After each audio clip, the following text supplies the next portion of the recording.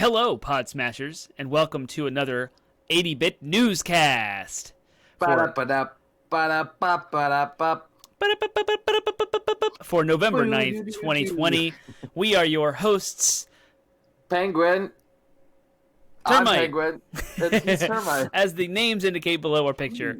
As we said, every Monday, here we are, 8 p.m., twitch.tv/80bitpodsmash. We go through the week's news, the things that we care about in the gaming industry, and we try to run through them all. Tonight, we ask that you would hold all of your questions, comments, concerns, thoughts, and ideas and corrections till the end of our show. We will run about a half hour, and we will warn you when it's time for you to push the questions up. So we thank you for joining us tonight. And feel free to interact in the chat as much as you want. We may not see it until the end, is what we're saying. We'll be focused on our show. But that's right. Again, the chat is there for you to talk. Just be aware that we may not notice your questions until the end. And That's then right. we'll respond to them. So. Some further housekeeping. We are a weekly video game podcast, smashing together ideas that you care about over video games. And we usually drink a beer while we do that, so that you can find links to our podcast at 80bitpodsmash.com. They go live every midnight on Mondays, as well as our video game streams live every Wednesday night at 8 p.m. right here at twitch.tv/80bitpodsmash. If in case you come to us by way of YouTube, these links are going to be live on YouTube for video on demand consumption, and we'll try to get the newscast up at a more timely fashion. That's on me. Last time I was a couple days late, but I tried to get it up on Tuesday so you guys can check it out and stay relevant to the conversation. So what do we have going on tonight? So tonight we're going to cover a couple of stories. We'll be talking about a slight change to how PlayStation 5s are going to be distributed for the next month or so. And we'll be talking about Nintendo's did a earnings call, and we'll be talking about how they've been doing this year based on what they've reported. We will talk about Pokémon Go as sort of a subset of that. And then we'll talk about, getting away from Nintendo news, we'll talk about some Mass Effect news as well. So some things are happening in the BioWare Mass Effect space. We'll talk about Square Enix's profit calls, and we will talk about some Halo 4 news. So, a lot to cover tonight. We will try to hit each story in a timely fashion, but as always, we will be giving our thoughts and opinions on it. This is more like a pundit show than just pure, unbiased, unfiltered news. This is all filtered and all biased news. Very filtered, very biased. In fact, the selection of stories is incredibly biased, as you can probably tell. We will talk about what we want to talk about, but it's kind of, this show grew out of our old show, so that's what we used to do, or our existing show, and that's what we used to do there. We are just giving dedicated time to it here, so... Without further ado, PlayStation 5... Shall we talk about the election? Oh, that was awesome news, by the way, and that's kind of why I've got a little energy, a little vibe going to this evening. You get a little bop, a little beep to your bop. A little beep bop. Beep boop bop. So without further ado, we will jump right into some PlayStation news. PlayStation is not being sold in stores. What? Full stop. They're going to be online only. So, what does that mean? I'm going to quote Sid Schumann over at the PlayStation blog. In the interest of keeping our gamers, retailers, and staff safe amidst COVID-19, today we are confirming that all day of launch sales will be conducted through the online stores of our retail partners. No units will be available in store for purchase on launch day, that's November 12th or 19th, depending on your region. Please don't plan on camping out or lining up at your local retailer on launch day in hopes of finding a PlayStation 5 console for purchase. Be safe, stay home, and place your order online. Gamers who have pre-ordered for pickup at their local retailer should still be able to do so at their designated appointment time under the retailer's safety protocols. Please confirm the details with your local retailer. Important question of the day in this story. Yeah? Are there going to be available stock anyways based on the pre-order numbers? Like, kind of doesn't say? It's quite an awful assumption that they would even have. The pre-order numbers were insane, right? Like, didn't news release a couple weeks ago about how, like, it's just incredibly high. It's got more pre-orders than, like, year one sales of the PS4. Wasn't there something ridiculous like that? Or I don't remember the numbers, but they were really, really high. Yeah, it definitely set some records. Yep. And so I do think the verbiage of this letter is about launch day. Launch day sales will be online only. That's it. That's what I mean. After launch day, I guess they'll start to trickle into stores and retailers, at normal pace, and you can work with your retailers to go and find them. But right, as far as like, if there was any expectation that there would be launch day units available for purchase in store, that's not happening. That's what I mean. Yeah, like so. What's the point? I would have guessed then that what they're meaning is that like. Yeah, I don't know what that. I don't. It means I that don't know retailers are only going to have what has been pre-ordered. That's it. Yeah. Yeah. I mean that.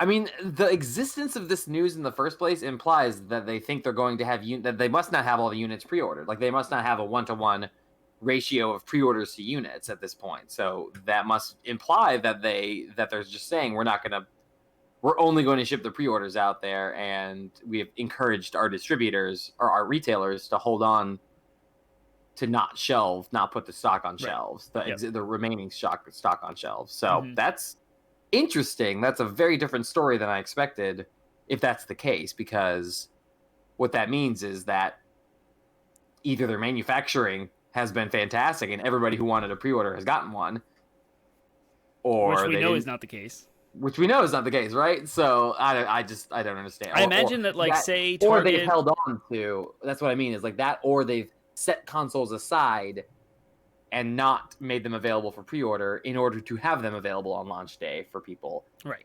And so that was going to be my next point. And everything's online, Yeah. so it'd be like Target's, Walmart's, Amazon's, Best Buy's, warehouses will have more stock for launch day sales, but the only way that those will be sold is through online. Yeah. Which means there's more consoles out there than have been pre-ordered, which means they could go ahead and just pre-order them now. Why not just make them available for pre-order now? Exactly, for all the people who are chomping at the bit for pre-orders. Right. It's a very weird story. Yep. And I don't like it. They really the whole point of this story, though, is to just stop people from camping out on launch day. Right. To protect Yes, people from COVID. That's the whole reason why they even said that. it. Yeah. I get that. It does maybe have a lot that's of implications. Really more. Maybe that's more the point. Yep. Like, and maybe that's it. Maybe they don't have extra stock, and maybe they're just trying to prevent people from, out of curiosity, standing in line for extra stock. Because that would be the worst if like a ton of people just camped out at these retailers, potentially creating a spreading event of COVID, only to find out those people can't get consoles anyways because they're all already pre-ordered. So maybe the entire point of it is to just try to head off that behavior in the first place. Yeah, and it's sad. Yeah. It's like the epitome of 2020 because lining up for a launch day console is amazing, and it comes once every decade. 5 to 7 years is the window, and that's it. You can line up for every year for a title. Like I could promise you that next year Call of Duty's coming out in November, a version of it, and I could go line up for it with a bunch of hyped Call of Duty fans, and that's fine. But this is a console release. This is an Xbox and a PlayStation 5. Like, it sucks. No, another one of these isn't going to happen for possibly a decade. Yeah, maybe a little bit less. Who knows when the next one comes out? Maybe the Switch Pro, if the rumored Switch Pro is something that comes out, then maybe. But it's not as that's not as like going to be as. There's going to be plenty of people who are like, I'll just want a regular Switch. So unless it has exclusive games to it, but even then, it's not nearly going to be as like hype as the original Switch was. Like that was one. And I stood in line for that thing. I mean, I stood in line for my pre-order of that thing, but I still stood in line, and that was a blast. So crazy. Anything else on this news story? Or we could always unpack more, but we will move forward. We'll move forward. Let's talk about Nintendo's earnings call. They had, this is according to The Verge, Nintendo earnings Q2 of 2020 Switch sales have been reported by Sam Bierford. I can't say Byford. I don't know how to say this person's name, so I apologize for butchering that. But go to The Verge and give them the click. Nintendo shipped 6.86 million Switch consoles between July and September, increasing its numbers by more than 40% year on year and reaching 68.3 million units sold since its launch in 2017. That's impressive growth for the company since this quarter last year was a strong one. So a ton of Switch consoles. No surprise. They actually had to ramp up manufacturing and production for the COVID-19 pandemic because people were at home and they were trying to order them. Yeah. Yep. To help boost those sales, Animal Crossing New Horizon continued to sell well this past quarter with more than 3.5 million units, now selling a total of 26.04 million copies overall, making it the second best-selling Switch game behind Mario Kart 8 Deluxe. Mario Kart 8. Hanging in there. a port of a Wii U game Yep. is still the best-selling Switch game. That's insane. Yeah. That's insane to me, but not surprising either. Mario Kart's so beloved, but yeah, that's impressive. Go Animal Crossing. More power to you. I don't And want to play it, but I am the minority against 26.04 million people. I mean, everyone on the internet by this time, if you've been following 80-Bit Pod Smash for 3 years, you know Penguin Man doesn't like good games. So of course, nope. right. Only bad games like Bloodborne and Right, that's it. Only bad Smash games. Bros, Zelda, whatever. Smash The Bros and worst. Zelda. That's so third and fourth place. Oh gosh. So Super Mario 3D All Stars came out in September, and it has already sold 5.21 million copies, which is ridiculously fast selling. And Paper Mario Origami King, which came out, I believe, in July, sold 2.82 million copies sold. So interesting how Super Mario 3D All Stars almost doubled the sales of Paper Mario in 2-3 months.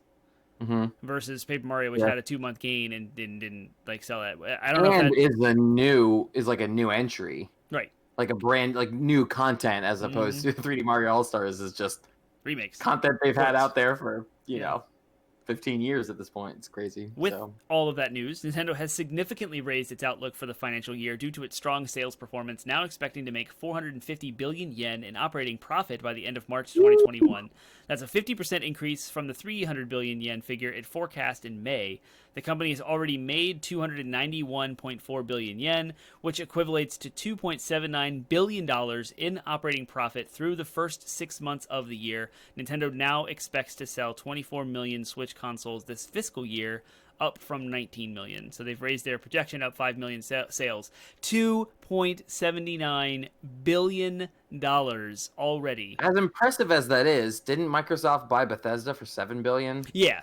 But that's Microsoft. They're more than just a gaming company. No. I understand that. I just mean I'm more impressed by the Bethesda side of it. Like what Bethesda was worth. Oh yeah, yep. $7 billion. Right. Well, it was ZeniMax, which was a greater umbrella company. Yeah, which Bethesda was a small. Yeah, and that consisted of like many studios underneath of that even. So like if you boil it down to the dev studios, you have to compare apples to apples. Nintendo has a handful of. So Nintendo is a developer and a publisher by itself. So to kind of do the apples to apples comparison, you would have to take like Bethesda by itself and see how much as a games developer and publisher what they're. It's a little different. Yeah, it's a little different. It's wonky and weird. Nintendo has multiple studios underneath them as well, working on. It doesn't matter. $2.79 billion is still very impressive. Go Nintendo. Yep. Like you've come a long way since the Wii U days. Yeah, they've definitely recovered for sure. They are alive, well, and rich. I will move on now to talk about Pokemon Go, continuing to talk about the success. Nintendo's getting a chunk of this change, but there is also the Pokemon Company and Niantic, which developed Pokemon Go. So Pokemon Go has surpassed $4 billion in its lifetime revenue. How? $4 billion. Like, one game for cell phones. And it's like it's peaked in its popularity. Like it had already peaked. We're going to talk about that. It's a great point. Let's or maybe not. Maybe not. I just. Yeah, right. This article comes by way of IGN from Adam Bankhurst. In fact, the next list of articles from IGN are all written by Adam Bankhurst, so go click on those links. Has allegedly bought in an estimated $1 billion in player spending in 2020 so far. So $1 billion this year in 2020, making it the best year yet for the app, and lets you catch virtual Pokemon in the real world. As reported by Sensor Tower, Pokemon Go earned $832 million in player spending in its launch year of 2016. So think about the hype of Pokemon Go in 2016 when it came out. That whole hype train only got them only $832 million. They've made $1 billion in 2020 so far. So they've surpassed all of launch year and made more. And pretty much the same amount of time. It's so lucrative, but no one talks about it anymore. I don't know anybody who's actively playing Pokemon Go in a serious way that I'm aware of right now. Maybe I do, but I just, as opposed to when it launched, like everybody was doing it. Yep. The only thing that I can account for that disparity would be the game may be less. I would like to see what the active user numbers are, because if the active user numbers has actually gone up, then I'd be very impressed. My suspicion is that spending has gone up with a smaller active user base, Right. as opposed whereas like when everybody was playing it, and it was at the peak of its popularity when it first came out. You had a lot of people just playing it for free. You know what I mean? So but I don't know. Those are numbers that are missing from this context. So it's still a very interesting story. I'm like $4 billion. Pokemon Go. Yep. Like one game. Swipe your phone and catch a Pokemon while you're out for a jog. Like, oh, good for it. Like the Pokemon name brand recognition just continues to be obscene in the amount of money it prints. It does lots of money it prints. Yeah, so spending went down in 2017, but it continued to rise through the first 10 months of 2020, and it's up 11% from 2019's total and up 30% from the first 10 months of 2019. So it's crushing. Maybe I should go play some Pokemon Go, see how it's doing, and they did a whole bunch of stay-at-home stuff for the COVID-19 pandemic. Maybe that get was a little bit healthier. Yeah. Yeah. Mm-hmm. Go for walks more. Catch some Pokemon. No, you're not supposed to. You're supposed to stay home. Remember? That's what. Why would they not encourage you to just go? They should have increased the amount of Pokemon in less populated, they did. densely populated That's what areas. They did do that? Oh, that's awesome. Yep. For them. That's exactly what they did. Still, go outside of your house, get some exercise during this pandemic, but just do it away from other people as much as possible. Yeah. All right. Cool. Now, this is the... download it one time. You never might get a little bit of money from me. Who knows? How about that? Go spend $1. Maybe 10. Yeah, $1. Maybe 10. The meat and potatoes of our news show tonight is going to be this. This is big news. This is it? This is the one you want it to be? This is it. And hasn't this developer fallen out of the graces of the gaming industry in general, though, after a couple of large-scale faux pas? This is a great point you're making. So BioWare finally announced officially the Mass Effect Remaster. This thing leaked like a sieve. It is it was constantly like every single big announcement. Everyone's like Mass Effect. Yeah. And it's finally announced on N7 Day, which is November 7th. This article comes by way of IGN again. A day where BioWare and all of its fans celebrate all things Mass Effect. This remastered version of Mass Effect 2, and Mass Effect 3, it's called the Mass Effect Legendary Edition, will be together in one collection for Xbox One, PS4, PC, and it's coming out in spring of next year, 2021. It will have forward compatibility and targeted enhancements for the Xbox Series X and PlayStation 5. Mass Effect Legendary Edition will include single-player base content and DLC from Mass Effect 1, 2, and 3, with all the promo weapons, armors, and packs, and it will be remastered and optimized for 4K Ultra HD. Vice President, Studio, General Manager of BioWare, Casey Hudson, said that the team at BioWare's goal was, quote, was not to remake or reimagine the original games, but to modernize the experience so that fans and new players can experience the original work in its best possible form. Crazy. That's great. Yeah. That's really, I mean, Mass Effect, is it safe to say that Mass Effect is BioWare's most popular franchise? For the masses, I would say, yeah. Like, for mass appeal. Like, I mean, they're already working on Dragon Age 4. Right. And, and so Mass Effect, Mass Effect is really their other crown jewel right now.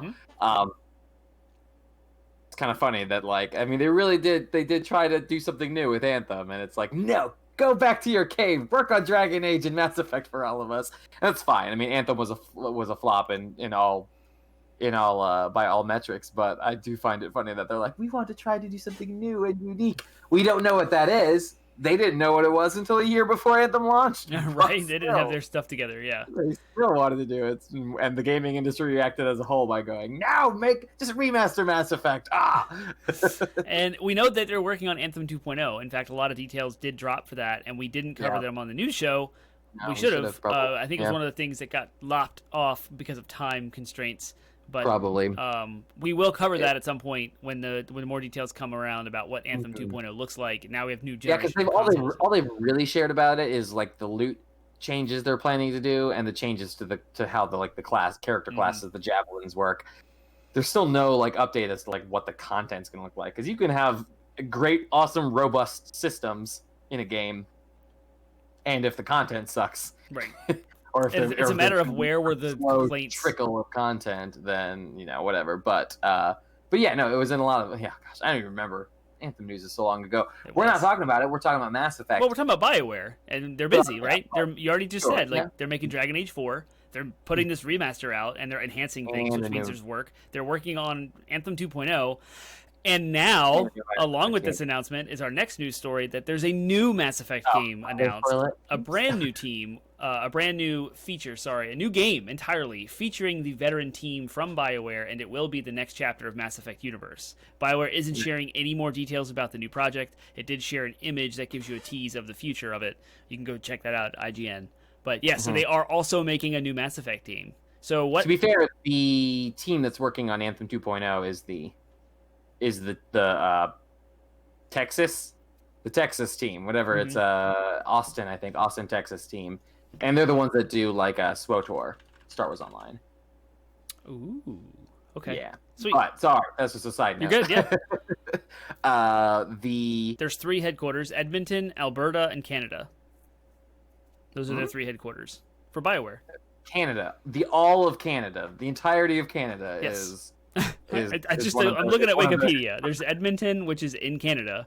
There's Alberta, which is in Canada. Also in Canada. Okay, well, it's weirdly listed as like 3 separate things. No, I know that. I thought they had an Austin team. Whatever, it doesn't matter. Yeah. Anyways, we are getting very derailed. Mass Effect remaster.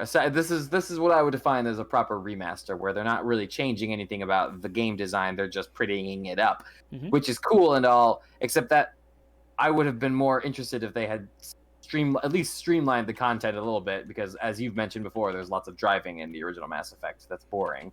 So as intriguing as this prospect of this game is, I am a little bit hesitant, because I don't want to get into another circumstance where I buy this game again and never play it again.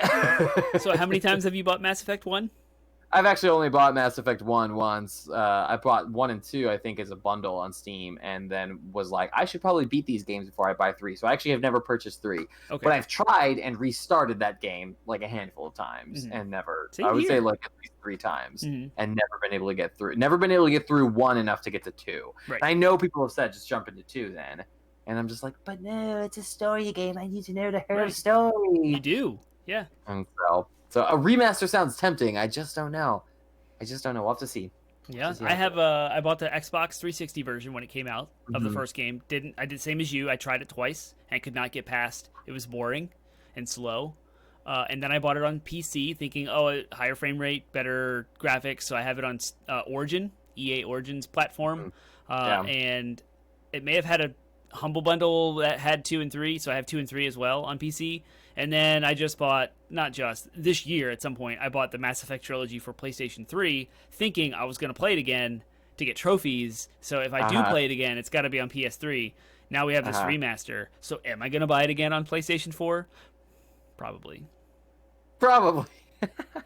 You're such a sucker for Mass Effect, despite the fact that you've never actually. I know. I've only ever played the first game halfway, not even halfway through. Of Mass Effect so much. No, I like it. I mean, the world they created was so interesting and rich. I did want to get into that game, and I've heard the story is so good, and I've heard the gameplay is good, especially as you get into the later. So if they can just spice up the gameplay just a bit in for 1, because. Combat, not the gameplay, but the combat specifically, because Anthem's combat was fun as crap, and people have compared it to Mass Effect. So I want to try to get into it. It's interesting you mentioned that, because there was rumors with all of these leaks. If the leaks were true, maybe some of these other rumors are true too. But apparently, it was pushed to 2021 because they're doing extensive work on the first game to bring it up to par with the level of quality of 2 and 3. So I think you might get your answer.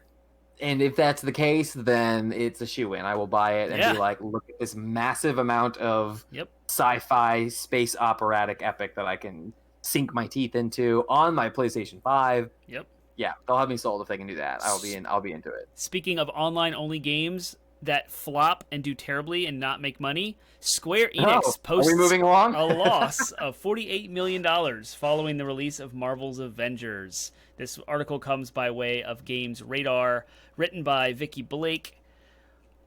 Square Enix's game division Digital Entertainment, HD Games, has posted an operating loss of more than $48 million. While the publisher stopped short of giving a definitive reason for the loss, the period the financial report reflects includes fiscal information up to the end of September 2020, the same month its expensive live service title, Marvel's Avengers, was released. As detailed by our pals over at PC Gamer, the publisher didn't release the sales figures of Crystal Dynamics' hotly anticipated superhero game, but its MMO division, which concerns games like Final Fantasy XIV, posted profits across both periods. So, it does not look bad, or does not look good for Marvel's Avengers. No, that's really unfortunate. I mean, Square Enix is really a mixed bag right now, as far as I'm concerned. Like, on the one hand, Final Fantasy VII Remake. On that same hand, this is all gonna be stuff in the Final Fantasy. Not all. No, I'm sorry. On the one hand, Octopath Traveler, Final Fantasy VII. Even the Tomb Raider games have been fun. I mean, they haven't. The last ones haven't. Shadow of the Tomb Raider was not my personal favorite, but I like the other Tomb Raider. Like, they've been doing good stuff all along. Project Athia looks great. Final Fantasy 16 looks great. I'm actually really excited to finally sink my teeth into 15 when it's on the PlayStation Plus collection. Yeah. But on the other hand, you've got this complete disaster of a game, and to me, it continues to be an indictment of the live service games model. It almost feels like there's not enough room in that space for this kind of thing. But it's not just that, because again, their live service aspects of this game, from what I've read, because I only played the beta and I was so milquetoast about it that I didn't purchase it. But from what I've heard, it's got some serious issues, even as a live service game, in the same way that Anthem did. So it's just like, can that model survive? This makes me question if that model can survive. So I say this as someone who is fully intending to purchase Godfall, right, and play a live service game that will be coming out with the PlayStation 5. I say this as someone who enjoys Borderlands 3 in many ways for its live service aspects, although the designer cut just came out, the DLC 5 or whatever, and people are panning it because it's a new game mode. It comes out, the two new features are, it's got a new game mode and new skill trees, and the new game mode, you can't even use skills in it. So the new skill tree is like worthless for the new content. It's like, that's unfortunate. What? That's an oversight. Anyways, so very oversight, very much like two people were designing the two parts that go into this paid DLC. Doesn't matter. That's a side point, but it goes to show that, like, the live service game model is so tenuous, and it's that very fact that they continue. I mean, Destiny's always going through some drama or another, right? Because of what they're taking away, or what they've added, or what they're doing. It just seems to be such a, and I know that MMOs have kind of always suffered from that same, I mean, those being the origin of the live service game models, but it's just like, it just seems like such a volatile thing. So I don't understand why companies are still so, like, about it. I mean, the answer is you can look at it's money. It's a crap ton of money. Yeah, well, the free-to-play model kind of kicked it off, right? So you have Fortnite, Apex Legends, and PUBG that all at some point in their lives make money hand over fist. Ubisoft is crushing it right now with The Division 2, with Rainbow Six Siege, and I guess Wildlands, Ghost Recon makes some money too, but like, you have good examples in Destiny. Bungie's printing money, and now they separated from Activision, so like, they're making even more. And Destiny's got new content for PS5; they're pushing it up. And then you have GTA coming out Online. Like tomorrow, actually, or something ridiculous. It is, yeah. And Rockstar has Grand Theft Auto Online. Like, these are all online games that are just printing money hand over fist, and they're making so much. I will go into this one last bit about what Square Enix commented on, at least an analyst. A Japanese-based industry analyst, David Gibson, posted on Twitter that the loss was driven by Marvel's Avengers as, quote, volumes were 60% of plan, adding it's been implied that the game cost over $100 million to make, but only sold 3 million copies. It looks like the total cost of the game is really closer to $170 to $190 million, given they only expensed 70% of the cost in the quarter, plus marketing costs. Why someone didn't say stop post the multiplayer beta will remain a mystery. Square are adamant they can make a recovery. So yeah, I mean, and that's the other thing. aspect of this live service game model, is that these things, they're like, well, we'll fix it in post.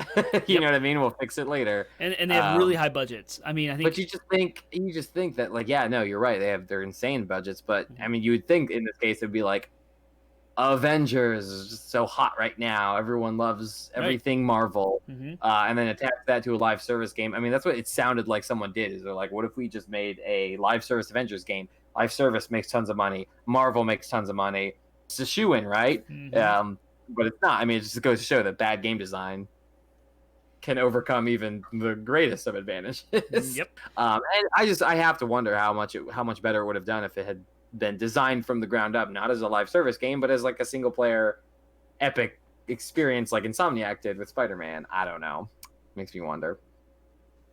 Yep, and I will go ahead and call that's a wrap for the news this week. Oh, is that it? Yeah, we'll go ahead and we're over time here, so we are a little bit sorry, I wasn't paying attention. Yep, and there is no questions in chat or comments or concerns or thoughts or ideas, so we'll leave it with that. I will tell you the correction that I dropped in chat for you was that there is a BioWare Austin, Texas office. So Wikipedia is not the all-encompassing one-stop place to see a list of developers, publishers for BioWare, apparently. You have to click on their individual franchises and figure out where they go. So it requires a little bit more work, but BioWare is huge, and they're very busy. Incredible rabbit hole you did there, so. PlayStation 5 in 2 days, guys, girls, whatever you are, 2 days. We will have a PlayStation 5, and I'm gonna drop some knowledge on our audience tonight because they're not here to hear it, because I don't know why. But Wednesday night, we have a live stream, 8 p.m. right here, twitch.tv/80bitpodsmash. I'm going to be playing something. I haven't decided what. I think it'll be Days Gone, but I'm not 100% committed to that. If I can get a PlayStation 5 console Wednesday night at midnight, I will unbox and stream for however long I can stay up. Well, we're also going to stream. We're picking our consoles up together. Right. Again, if we are not like assigned separate time slots, or I don't know how Walmart's planning on doing it, but we are planning to live stream us ourselves getting the consoles together, because that's why we ordered them in the same store. If we had not planned on doing this, I would have gotten mine a whole different way probably. But we are planning to do that, so we will have our phones and we will stream using the Twitch app. It'll be grainy and janky, but we'll be there. You'll be able to see our excitement whether we're in line or whether it's just us standing inside of Walmart waiting for them to deliver it, to bring it to us. We'll do something that night, so there will be lots of opportunities to see us live Wednesday night or Thursday, depending on when we get our PlayStation. Right, we don't know because Walmart hasn't communicated. We have no idea. It's so frustrating. No plan. So it is very frustrating. Hopefully, we'll be online live Wednesday. I'm going to do it with the video game stream, regardless. Sure. And then we'll see what happens with PlayStation 5. But plan to be awake with me at 1, 2, 3 in the morning, however late I can stay up. Because after all this stuff of getting the console, I'm coming home. I'm going to unbox it on camera live for you folks. Then I'm going to hook it up to the capture card, and I'm streaming it. Me playing stuff on it all night long until I pass out. So be ready for that. Look out for you pass out. Awesome. Look out. You have the day off afterwards? I do. I took Thursday off. Nice. Yep. You better hope that you get it Wednesday night then, or you'll be sitting around Thursday twiddling your thumbs. Anyways, it's fine. Yep. All right. Well, with that then, we'll see you Wednesday. See you Wednesday. PlayStation